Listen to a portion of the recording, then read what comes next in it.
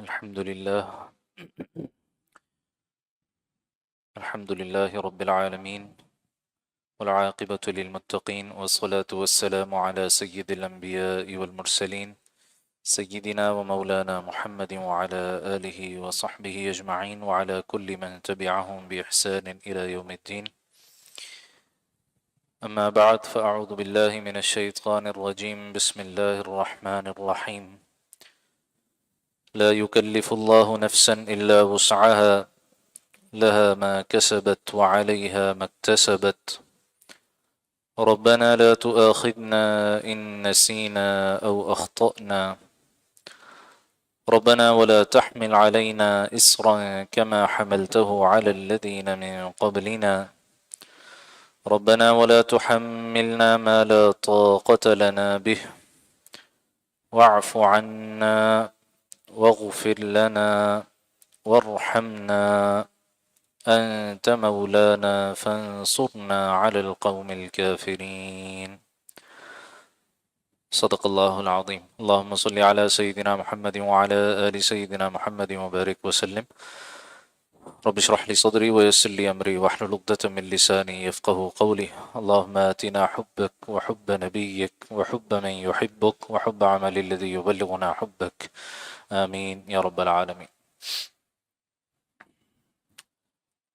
مناجات مقبول جو دعاؤں کا مجموعہ ہے، اس میں پہلی منزل کی تیسری دعا جو قرآنی دعاؤں پر مشتمل یہ پہلی منزل ہے، اس میں تیسری دعا وہ ہے جو قرآن مجید کا مشہور و معروف مقام ہے، سورۃ البقرہ کی اختتامی آیت.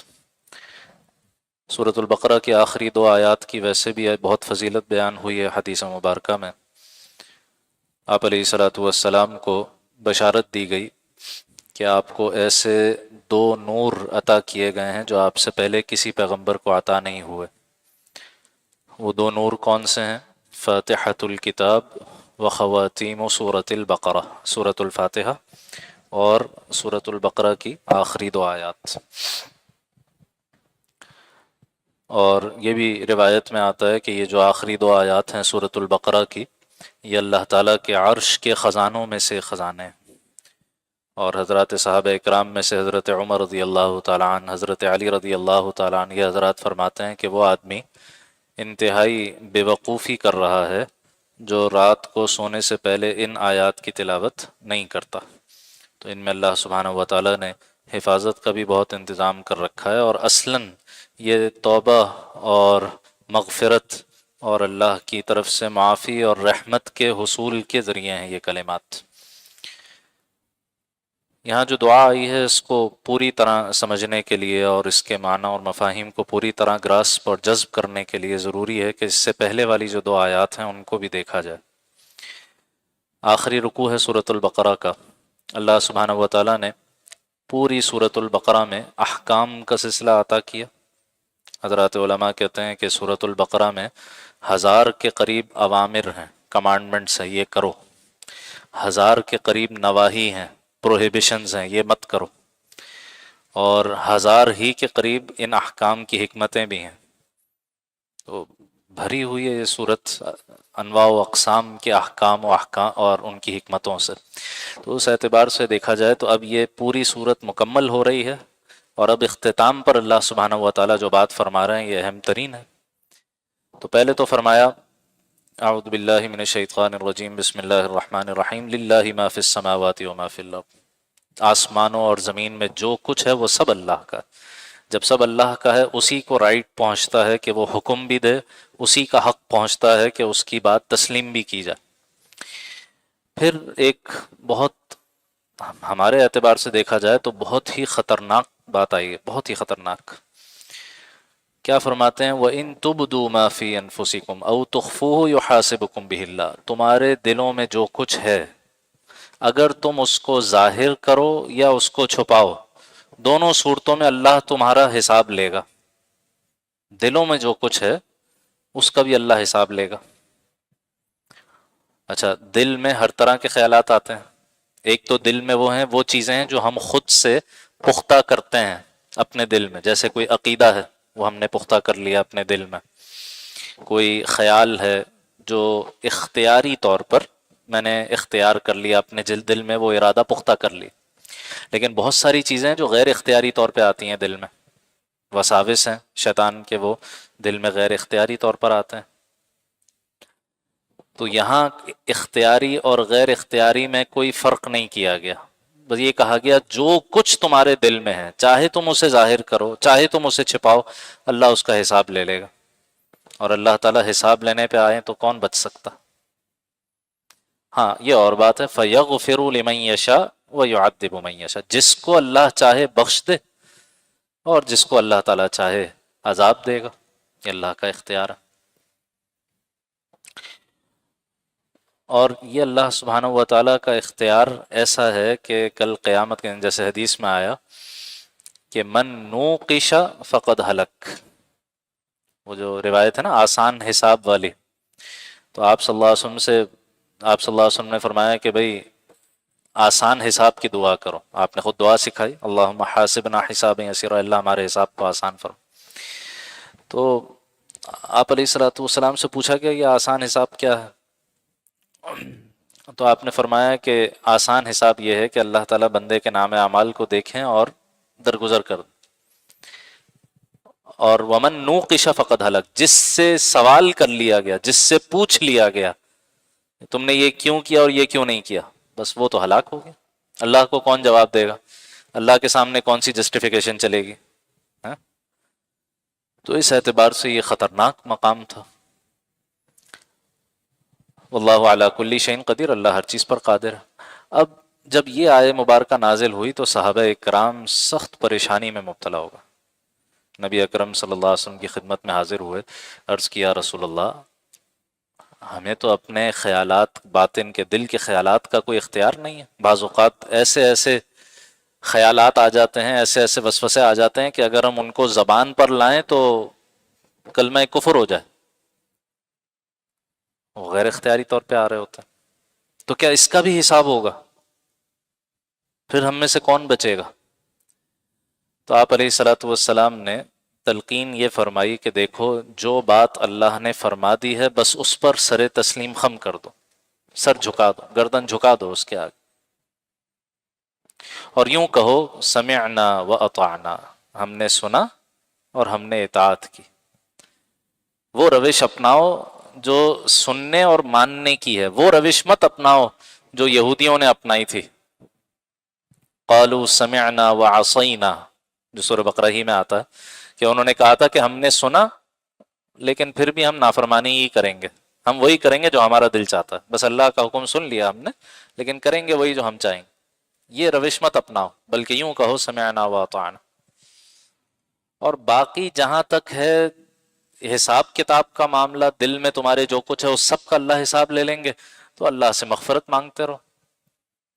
یوں کہو غفرانک ربنا، اے ہمارے رب آپ کی مغفرت کا سوال ہے، آپ کی مغفرت کا سوال ہے. وإلیک المصیر، آپ ہی کی طرف لوٹ کر جانا ہے، اور کہیں ہم جا نہیں سکتے، جائیں گے تو آپ ہی کے پاس جائیں گے.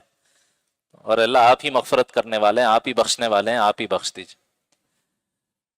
تو نبی اکرم صلی اللہ علیہ وسلم نے یہ کلمات تلقین فرمائے، صحابہ اکرام نے یہ کلمات ادا کیے، تو اللہ تعالیٰ نے اگلی آیت تعریف میں نازل فرمائی، آمن الرسول بما انزل الیہ من ربہ والمؤمنون، رسول اللہ صلی اللہ علیہ وسلم بھی ایمان لائے اس بات پر جو ان کے رب کی طرف سے نازل کی گئی تھی، اور تمام اہل ایمان بھی ایمان لائے اس بات پر. وہ وہی بات تھی جو پچھلی آیت میں آئی کہ اللہ حساب لے لے گا، تو رسول نے بھی تسلیم کر لیا اور ایمان والوں نے بھی تسلیم کر لیا. کل آمن باللہ وملائکتہ وکتبہ ورسلہ، سب کے سب ایمان لائے اللہ پر، اس کے کتابوں پر، اس کے فرشتوں پر، اس کے رسولوں پر. اور رسولوں کے بارے میں ان کا مزید عقیدہ کیا ہے؟ لا نفرق بین احد من رسلہ، ہم اللہ کے رسولوں میں کوئی تفریق نہیں کرتے، کوئی جدائی نہیں کرتے، ایک کو مانیں ایک کو نہ مانیں، سب کو مانتے. اور یہ بڑا اعزاز اور بڑا آنر، بہت شرف ہے اس امت کا کہ کل قیامت کے دن یہ امت واحد امت ہوگی جو 1,24,000 سے زائد انبیاء جو دنیا میں آئے سب کو ماننے والی ہے. یہ واحد امت ہوگی، تمام انبیاء کو ماننے والی ہوگی. اور عمل میں بہت کوتاہیاں ہیں ہمارے، لیکن یہ شرف اللہ نے اس امت کو ضرور عطا کیا. اور پھر ان کے جملے ہو بہو اللہ نے نقل فرما دیے، وقالو، اور ان اہل ایمان نے کیا کہا؟ سمعنا واطعنا غفرانک ربنا والیک المصیر، پورے وہی جملے نقل کر دی۔ اب جب اللہ کے حکم کے آگے سر تسلیم خم کر دیا اور مومنانہ روش اپنائی، سمعنا واطعنا کی روش اپنائی، تو اللہ تعالیٰ نے بھی تخفیف فرما دی، آسانی کا معاملہ فرما دیا۔ اور اس آیت میں دل کے کن باتوں پر حساب کا تذکرہ تھا، اس کی وضاحت اب اس آخری آیت میں فرما دی۔ لا یکلف اللہ نفسا الا وسعها، اللہ تعالیٰ کسی شخص کو اس کی وسعت، اس کی کیپیبلٹی، اس کی کیپیسٹی سے زیادہ مکلف نہیں ٹھہراتے، ذمہ دار نہیں ٹھہراتے۔ گویا واضح کر دیا کہ وہ جو پچھلی آیت میں آیا تھا کہ تمہارے دل میں جو کچھ ہے، چاہے تم ظاہر کرو چاہے تم چھپاؤ، اللہ حساب لے لیں گے، اس سے مراد ہے اختیاری، وہ باتیں جو انسان خود اپنے اختیار سے اپنے دل میں کوئی ارادہ جماتا ہے، کوئی نیت قائم کرتا ہے، کوئی خیال جماتا ہے۔ باقی جو غیر اختیاری ہیں ان کے بارے میں نبی اکرم صلی اللہ تعالی علیہ وسلم نے بشارت سنا دی کہ اللہ تعالیٰ نے میری امت سے وساوس کا گناہ اٹھا لیا ہے، وسوسوں کا گناہ اٹھا لیا ہے، ما لم یتکلم او یعمل علیہ، جب تک وہ اس وسوسے کو زبان پر نہیں لاتا، جب تک اس وسوسے پر عمل نہیں کرتا، تب تک اللہ کے ہاں وہ معاف ہے۔ تو اللہ نے یہ آسانی فرما دی، تخفیف فرما دی۔ آگے کہا لہا ما کسبت وعلیہا ما اکتسبت، انسان کے لیے وہی کچھ ہے جو اس نے خود کمایا، اور اس کے خلاف وہی گناہ جائے گا جو وہ کرے گا۔ تو جو ارادے سے نیکی کرو گے اس کا اجر ملے گا، جو ارادے سے گناہ کرو گے اس کا وبال ملے گا۔ یہ پس منظر تھا۔ اب اس کے بعد دعا شروع ہوتی ہے، اور کیا خوبصورت دعا ہے، اور وہ ایسی دعائیں ہیں جو اللہ تعالیٰ کے ہاں مقبول ہیں۔ اس امت کے لیے یہ ساری دعائیں قبول ہو چکی امت کی سطح پر، اور ایک ہے میری اور آپ کی انڈیویجول سطح پر، اس پر بھی آئیں گے انشاءاللہ۔ تو اب الفاظ کیا شروع ہوتے ہیں دعا کے؟ ربنا، اے ہمارے رب، لا تؤاخذنا ان نسینا او اخطأنا، اے ہمارے رب ہمارا مواخذہ نہ فرما، ہماری پکڑ نہ فرما، اگر ہم سے بھول ہو جائے یا چوک ہو جائے، غلطی ہو جائے۔ بھول اور چوک، خطا، اس کو نماز کی مثال سے سمجھیں۔ مثال کے طور پر نماز کا وقت ہوا لیکن کسی کام میں ایسے مشغول ہو گئے کہ نماز یاد ہی نہیں رہی کہ نماز پڑھنی تھی، وقت گزر گیا، یہ کیا ہوا؟ یہ بھول ہو گئی۔ حدیث میں آیا نا، من نام عن صلاته او نسیها فلیصلیها اذا ذکرها، جو شخص اپنی نماز سے سوتا رہ گیا یا اس کو بھول گیا، وقت گزر گیا، اس کو یاد ہی نہیں رہا کہ یہ نماز کا وقت تھا اور میں نے نماز نہیں پڑھی، تو فلیصلیها اذا ذکرها، جیسے ہی یاد آئے فوراً نماز پڑھے۔ تو اب یہ ہو گئی بھول۔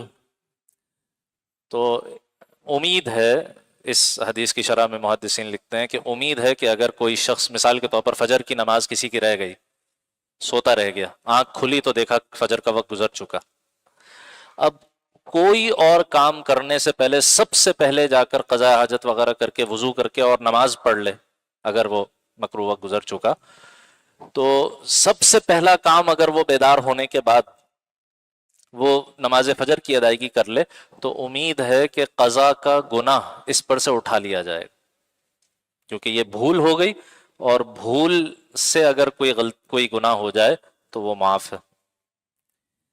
اسی طرح دوسرا لفظ ہے او اخطأنا، یا ہم سے کوئی خطا ہو جائے، مسٹیک ہو جائے، غلطی ہو جائے۔ 4 رکعت کی نماز تھی، غلطی سے 3 رکعت پڑھ لی، اب وہ الگ سے بعد میں دہرائے گا، یا اگر کوئی واجب چھوٹ گیا ہے تو سجدہ سہو کر کے اس کی تلافی کر لے گا۔ لیکن یہ جو غلطی ہوئی ہے یہ بھی چونکہ انٹینشنل نہیں تھی، ارادے سے نہیں تھی، اس لیے اللہ تعالیٰ کے ہاں یہ بھی معاف ہے۔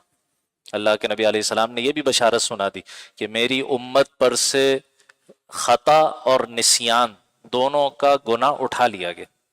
کوئی کام غلطی سے ہو جائے، یا کوئی کام کرنا تھا اور وہ بھول جائے آدمی، یا نہیں کرنا تھا اور بھول کے کر لے، معاف۔ جیسے روزے میں روزے میں بھول سے کچھ کھا پی لیں تو معاف ہے نا. یہاں تک ہے کہ اگر کوئی شخص بہت کمزور ہے اور وہ بھولے سے روزے میں کچھ کھا پی رہا ہے تو اس کو یاد بھی نہیں دلانا چاہیے، اللہ اس کو کھلا رہا ہے. صحیح. تو بھول جو ہے وہ بھی معاف ہے، اور خطا غلطی سے بھی اگر کچھ ہو جائے، آپ سوچیں اگر ہم کتنے کمزور لوگ ہیں، کتنی نمازوں میں ہم سے غلطیاں ہوتی ہیں، کتنی چیزیں ہم بھول جاتے ہیں. اگر ایک ایک بھول اور ایک ایک غلطی پر اللہ کے ہاں پکڑ ہونی ہوتی، کیا حشر ہوتا میرا اور آپ کا. اللہ نے اٹھا لیا گناہ. تو یہ دعا مقبول دعا ہے، امت کی سطح پہ یہ دعا قبول کی جا چکی، اور اللہ کے نبی بشارت دے چکے کہ بھول اور غلطی وہ اللہ کے ہاں معاف. آگے کیا کہتے ہیں؟ ربنا ولا تحمل علینا اسرا، اے ہمارے رب ہم پر ایسا بوجھ نہ ڈالیے، کما حملتہ علی الذین من قبلنا، جیسا بوجھ آپ نے ہم سے پہلی والی امت پہ ڈالا تھا، ہم سے پہلے والے لوگوں پر ڈالا تھا.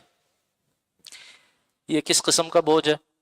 مفسرین فرماتے ہیں کہ پچھلی شریعتیں ہماری شریعت کے مقابلے میں بہت مشکل تھی، احکام بہت مشکل تھے.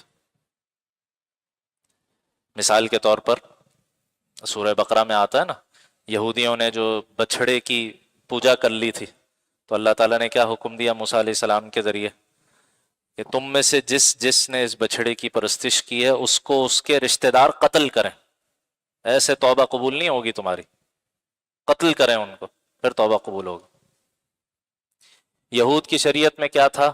اگر کپڑا ناپاک ہو جائے تو اب وہ دھو کر پاک نہیں ہو سکتا، اس کو دھو کر دوبارہ استعمال نہیں کر سکتے، وہ کپڑا کاٹ کر پھینکنا پڑے گا، دوبارہ استعمال نہیں ہو سکتا. اسی طریقے سے یہود کی شریعت میں دیت کی طرف بات نہیں جاتی تھی، قصاص ہی قصاص تھا. کسی نے کسی کو قتل کر دیا ناحق، اب بدلے میں قصاص ہی ہے، دیت کی طرف نہیں جا سکتا. روزہ، ابھی رمضان کا تذکرہ آپ حضرات نے بار بار سنا ہوگا، یہود کا روزہ کتنا مشکل تھا. مغرب کے بعد جس وقت بھی سو گئے، چاہے 5 منٹ بعد بھی سو گئے، روزہ شروع، اب وہ اگلے مغرب پر جا کر کھلے گا. تو ہمارے لیے اللہ سبحانہ و تعالیٰ نے کتنی آسانیاں فرما دی ہماری شریعت. یہود کی عبادت، نماز وغیرہ صرف ان کی عبادت خانے میں ہو سکتی تھی. اللہ کے نبی فرماتے ہیں میری امت کے لیے پوری زمین کو مسجد بنا دی ہے. وہاں طہارت حاصل کرنے کے لیے تیمم کا کوئی کانسیپٹ نہیں تھا، ہماری امت کے لیے اللہ نے تیمم رکھ دیا. اور اس کی بے شمار مثالیں ہیں، بے شمار مثال. تو یہ بھی دعا قبول ہو چکی ہے اس امت کی سطح پر کہ اللہ سبحانہ و تعالیٰ نے پچھلی شریعتوں کے مقابلے میں ہماری شریعت میں بہت سے تخفیفی احکام عطا فرمائے، بہت سی آسانیاں فرمائیں. اور یہی نبی اکرم صلی اللہ علیہ وسلم کی شان پچھلی کتابوں میں بھی لکھی ہوئی تھی، جس کی طرف سورہ اعراف میں آیت نمبر 157 میں 157 میں اشارہ ہے کہ وَيَضَعُ عَنْهُمْ إِسْرَهُمْ وَالْأَغْلَالَ الَّتِي كَانَتْ عَلَيْهِمْ، جو بوجھ اور جو گلے کے طوق پچھلے لوگوں کے اوپر تھے، پچھلی امتوں پر تھیں، اللہ کے نبی صلی اللہ علیہ وسلم نے آ کر وہ سب ہٹا دیے. تو اس میں اس طرف اشارہ ہے کہ آپ کی شریعت بہت آسان کر دی گئی. اسی طرح ربنا ولا تحملنا ما لا طاقت لنا به، اے ہمارے رب ہم پر ایسا بوجھ بھی نہ ڈالیے جس کی ہمارے اندر سکت نہ ہو، طاقت نہ ہو. جیسے پچھلی امتوں پر ڈالے تھے وہ بھی نہ ڈالیے، اور جس کی ہم میں طاقت نہ ہو وہ بھی نہ ڈالیے. یہ بھی قبول ہو چکی. اسی آیت کے شروع میں کیا الفاظ ہیں؟ لا یکلف اللہ نفسا الا وسعها، اللہ تعالیٰ نے کسی پر اس کی وسعت سے زیادہ بوجھ ڈالا ہی نہیں. تو یہ بھی دعا قبول ہو چکی. ہاں اس آیت کا درست مطلب لینا چاہیے. یہ نہیں کہ جناب آج کے دور میں تو خواتین کے لیے پردے کے احکام بہت مشکل ہیں، آج کے دور میں تو معیشت بغیر سود کے تو چل نہیں سکتی، تو اور اللہ کہتے ہیں ہم نے کسی پر اس کی وسعت سے زیادہ تکلیف نہیں ڈالی اس لیے یہ احکام ہی تبدیل کر دو. یہ مطلب نہیں ہے اس کا. مطلب یہ ہے اللہ نے جو حکم دیا ہے وہ دیا ہی اسی لیے ہے کہ وہ اس پر عمل کرنا ہمارے لیے ممکن ہے. ہاں کہیں کوئی ایمرجنسی ہو جائے، حالت اضطرار ہو جائے، مجبوری کی حالت ہو جائے، ایسا شخص دارالفتہ میں جا کر اپنے لیے مسئلہ پوچھے، اس کے لیے ممکن ہے کہ کوئی تخفیف ہو جائے مسئلہ. حالت اضطرار میں، مجبوری کی حالت میں احکام بدل جاتے ہیں. لیکن اوور آل پوری امت کی سطح پر یہ کہیں کہ جناب نہیں، آج کے دور میں تو اسلام اور جدید زمانے میں کمپیٹیبلٹی پیدا کرنی چاہیے، زمانے کا ساتھ دینا چاہیے، احکام بدل دو کیونکہ اللہ فرماتے ہیں کہ ہم نے کسی پر اس کی وسعت سے زیادہ بوجھ نہیں ڈالا، یہ گمراہی۔ تو یہ ساری دعائیں قبول ہو گئیں۔ اب جب یہ ساری دعائیں قبول ہو گئیں تو اب اس کے بعد جو دعا ہے یہ ہر فرد کے لیے۔ اتنے ساری دعائیں قبول ہونے کے بعد اب بھی شریعت میں اتنی آسانیوں کے باوجود بھی ہم کچھ بھی کر لیں اللہ کی عبادت کا حق ادا نہیں کر سکتے، غلطیوں سے پاک ہم نہیں ہو سکتے، اور بعض اوقات گناہ کبیرہ کا بھی صدور ہو جاتا ہے، اور بعض اوقات جان بوجھ کے بھی ہم فرائض چھوڑنے والے بن جاتے ہیں۔ اس پر بھی اللہ تعالیٰ سے اب دعا ہے، بہت خوبصورت انداز ہے، 3 الگ الگ الفاظ ہیں اور تینوں میں زبردست ربط۔ فرماتے ہیں وَاعْفُ عَنَّا، اے اللہ ہمیں معاف فرما دے، وَاغْفِرْ لَنَا، اے اللہ ہمیں بخش دے، وَارْحَمْنَا، اور اے اللہ ہم پر رحم فرما۔ ان تینوں میں کیا مناسبت ہے؟ تینوں کا مفہوم الگ الگ ہے۔ حضرت شیخ الاسلام مفتی تقی عثمانی صاحب دامت برکاتہ نے بڑی خوبصورت وضاحت فرمائی اس کی۔ کہتے ہیں مثال لے لو، جیسے ایک مجرم جو ہے وہ عدالت میں پیش کیا جائے، اس پر جرم ثابت ہو جائے کہ اس نے جرم کیا، وہ معافی کی اپیل کرے، اور وہ ایسا جرم ہو کہ اس کی معافی مل سکتی ہو، معاف کر دیا گیا، اس جرم کی جو سزا ملنی تھی، قید میں ڈالنا تھا یا جرمانہ لگنا تھا، جو کچھ بھی ہونا تھا وہ تو معاف ہو گیا، لیکن بعض اوقات جج کیا کرتے ہیں، وہ کہتے ہیں بھئی معاف تو ہو گیا تمہارا جرم، لیکن آج کی عدالت جب تک برخاست نہیں ہوتی تب تک تم یہیں بیٹھے رہو گے۔ یہ بھی ایک طرح کی سزا ہوتی ہے، ٹھیک ہے، تمہارے جرم کی جو سزا بننی تھی وہ تو ہم نے معاف کر دی، لیکن جب تک یہ عدالت برخاست نہیں ہوتی تم یہاں بیٹھے رہو گے۔ تو یہ تا برخاست عدالت سزا کہلاتی ہے۔ تو ایک ہے جرم کا معاف کر دیا جانا، لیکن کل قیامت کے دن اللہ سبحانہ و تعالیٰ نے جرم تو معاف کر دیا، لیکن یہ تا برخاست عدالت والی سزا یہ اپنی جگہ ہے، جس کو آپ یوں کہہ سکتے ہیں کہ میدان عرفات میں وہ جو اعراف کا مقام ہوگا، سورہ اعراف میں آتا ہے نا، ایک مقام ایسا ہے جنت اور جہنم کے درمیان میں، کچھ لوگوں کو وہاں رکھا جائے گا، ابھی ان کے بارے میں فیصلہ نہیں کیا گیا کہ ان کو جنت میں جانا ہے یا جہنم میں جانا ہے، یہ وہاں انتظار کی گھڑیاں گزارنا، یہی ان کے لیے ایک بڑی سزا ہوگی۔ وہ لوگ ہوں گے جن کی نیکیاں اور برائیاں برابر ہوں۔ تو اے اللہ نہ صرف یہ کہ ہمارا جرم معاف کر دے، بلکہ یہ جو علامتی سزا ہے، ٹوکن سزا ہے، اے اللہ اس کو بھی ہم برداشت نہیں کر سکتے، یہ بھی بخش دے، یہ بھی بخش دے۔ اچھا، جہنم کی سزا بھی معاف کر دی، اور یہ جو ٹوکن سزا ہے، وقتی سزا ہے، یہ بھی نہیں دی۔ جنت نظر آ رہی ہے سامنے، جنت کے دروازے پر کھڑے ہیں، لیکن داخلہ نصیب نہیں ہو رہا، تو ورحمنا، اے اللہ رحم فرما دے، کیونکہ جنت میں داخلہ محض اللہ سبحانہ و تعالیٰ کی رحمت کی بنیاد پر ہوگا، جیسے نبی اکرم صلی اللہ علیہ وسلم کا مشہور قول ہے، آپ نے فرمایا کسی شخص کا عمل اس کو جنت میں نہیں لے جا سکتا جب تک اللہ کی رحمت ساتھ شامل نہ ہو۔ تو کسی نے ہمت کر کے پوچھ لیا یا رسول اللہ آپ بھی؟ فرمایا ہاں میں بھی، جب تک اللہ کی رحمت مجھے نہ ڈھانپ لے میں نہیں داخل نہیں ہوں گا۔ تو اللہ جو سزا، واقعی ہم تو سزا کے مستحق ہیں، اپنی زندگی بھر کے ہم گناہ یاد کریں تو اقراری مجرم ہیں، اور انسان کو ہونا چاہیے اقراری مجرم، اعتراف ہونا چاہیے، جب تک گناہ کا اعتراف نہیں ہوگا توبہ کی توفیق کیسے ملے گی؟ تو اللہ بہت گناہ کر لیے، بہت غلطیاں کر لیں، بہت نافرمانیاں کر لیں، لیکن پھر بھی اللہ تو رحیم کریم ذات ہے، معاف فرما دے۔ صرف معاف نہ فرما بلکہ اپنی ناراضگی کا بھی اظہار نہ فرما۔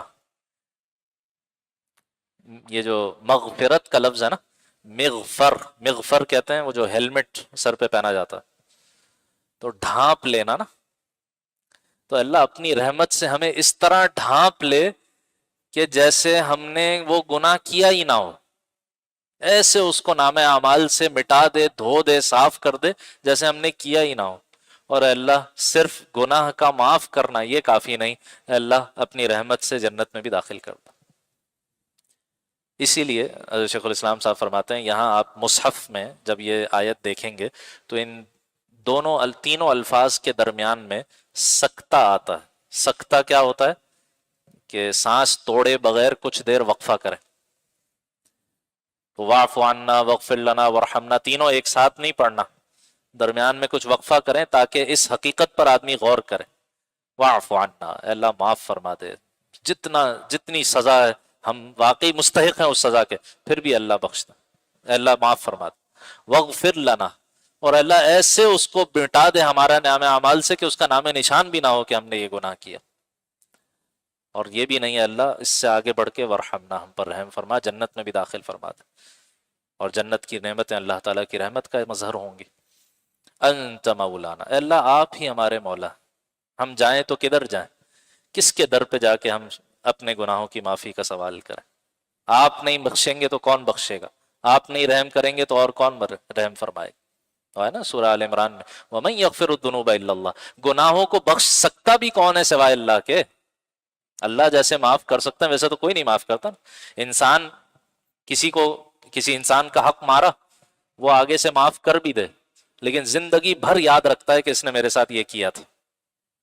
معاف کر دے، کوئی اس کو سزا وزا نہ دلوائے، لیکن دل میں خیال بہرحال رہتا ہے اس نے میرے ساتھ فلاں موقع پر یہ کیا تھا۔ اللہ تعالیٰ جب معاف کرتے ہیں اور اللہ تعالیٰ جب رحم فرماتے ہیں تو وہ ایسے ہو جاتا ہے، التائب من الذنب کمن لا ذنب لہ، ابن ماجہ کی روایت، گناہ سے توبہ کرنے والا ایسا ہے جیسے اس نے وہ گناہ کیا ہی نہیں۔ اللہ تعالیٰ نام اعمال سے بھی مٹا دیتے ہیں، جو کرامن کاتبین لکھنے والے فرشتے ہیں ان تک کو یاد نہیں رہتا کہ اس بندے نے یہ گناہ کیا، اس طرح اللہ معاف کرتے ہیں۔ یہ اللہ کی مغفرت اور اللہ کی رحمت کا عالم ہے۔ انت مولانا، اے اللہ آپ ہی ہمارے مولا، فانصرنا علی القوم الکافرین، بس اے اللہ کافر قوم کے مقابلے میں ہم پر ہماری مدد اور نصرت فرما۔ تو یہاں اشارہ ہو گیا کہ حق اور باطل کے مارکے میں اگر باطل کو زیر کرنا ہے اور حق کی سرپرستی اور حق کی سربلندی دیکھنی ہے تو اس کا رستہ اور طریقہ کیا ہے؟ گناہوں کی معافی۔ اللہ سے گناہوں کی معافی حاصل کرو، توبہ کرو، اللہ تعالیٰ کی رحمت کو حاصل کرو۔